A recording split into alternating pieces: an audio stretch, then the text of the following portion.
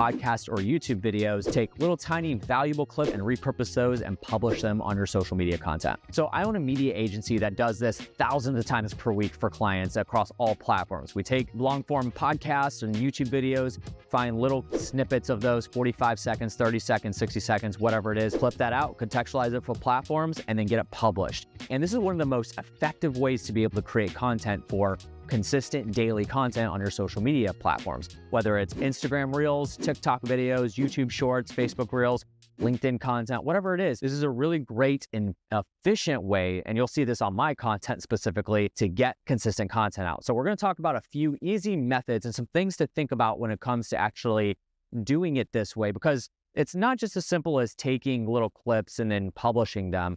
There's a few steps that you want to do. One of the biggest things that I struggle with when it comes to using AI to do this is that sometimes it won't take a really good contextual thought and piece it together the way that I want it to. So then I spend 10 to 15 minutes piecing it together the way I want it to, and then it goes out. Again, I think AI is going to be the way to go when it comes to taking social media clips and publishing them for daily content at some point, but right now it's just not there, in my opinion. And we've tested this many, many times.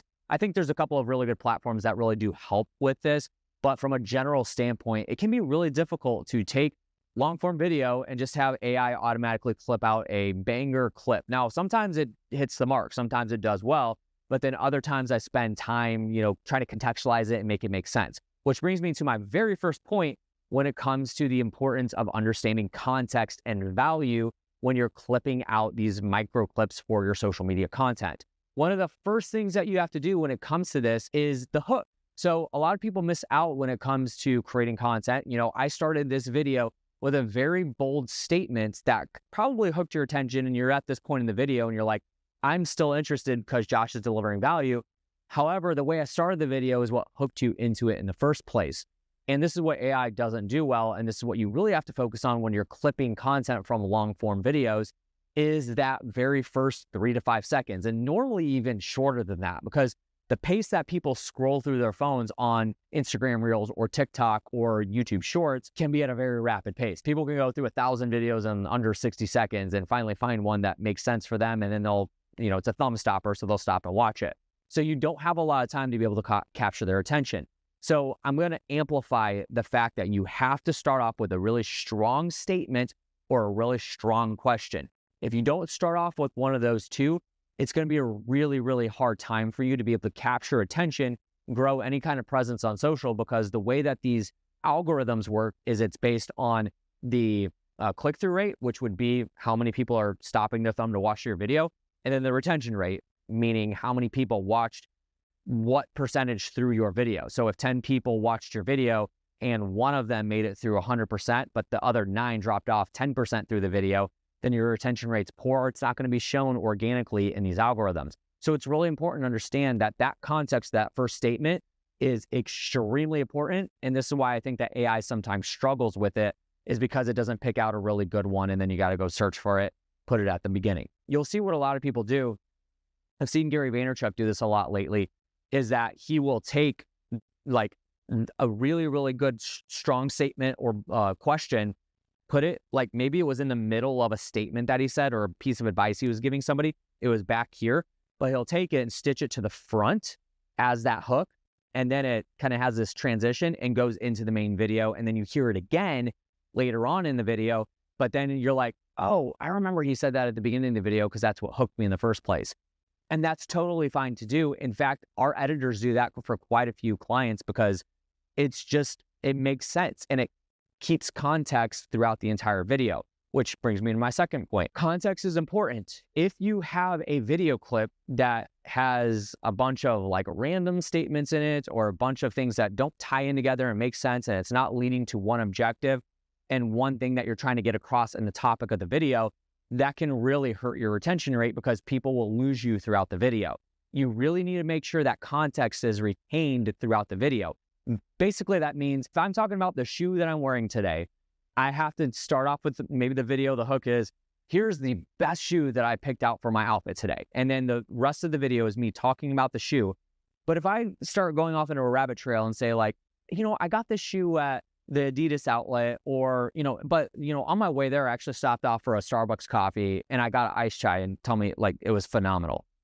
That I see that a lot in clips where they'll lead up to a conversation, but then they'll leave in the irrelevant information. You've got to make sure you're working with a very tight window of time. You have to make sure every single second of that is jam-packed with value, entertainment, or education, and that's going to help your retention all the way through. Now, when it comes to the clips, this is where, a manual editor can really kind of be superior to that AI.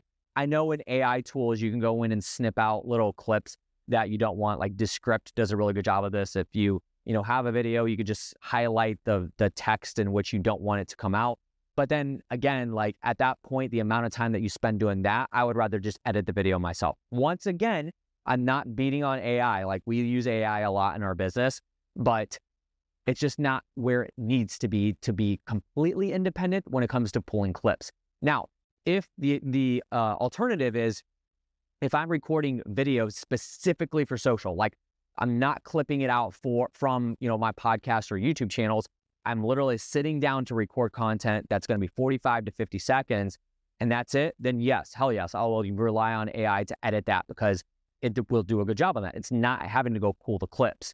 But if I'm just relying on it and it's independent to be able to just pull clips from large podcasts, it might get me a good percentage of the way there. It might be a good way to be able to get, if you tell it pull 10 clips, then it can pull 10 clips. But I would argue if you have a well-developed video editor, they would be able to do it in the same amount of time and a little bit more effectively with the crafting of the video. I think people just don't put enough time into the crafting of the video to make it engaging.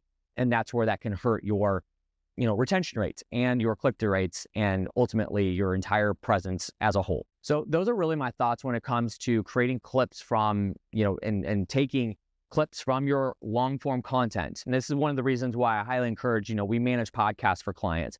And I basically tell them, like, you can't work with me if you're not going to video it. And I want to make sure they get really, really high quality video because we can use those segments and those clips to be able to chop out really valuable clips to publish for social media.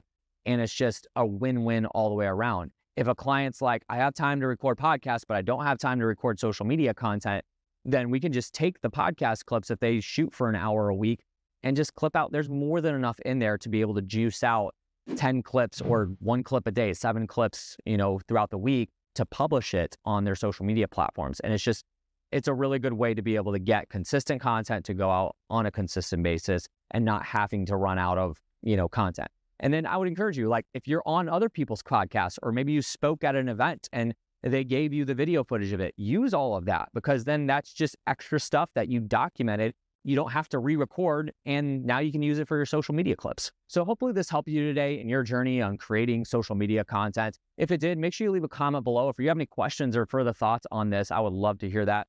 Even if it's negative, it's welcomed, but be respectful. And then if you haven't already, make sure you have subscribed to the show. I appreciate your time and spending it with me today. Again, if I can help in any other way, there's some links down below that you can actually connect with me on social media or actually book a call with me as well. I would love to connect with you, meet my audiences, so make sure you take advantage of that. Thanks for watching, and we'll see you on the next one.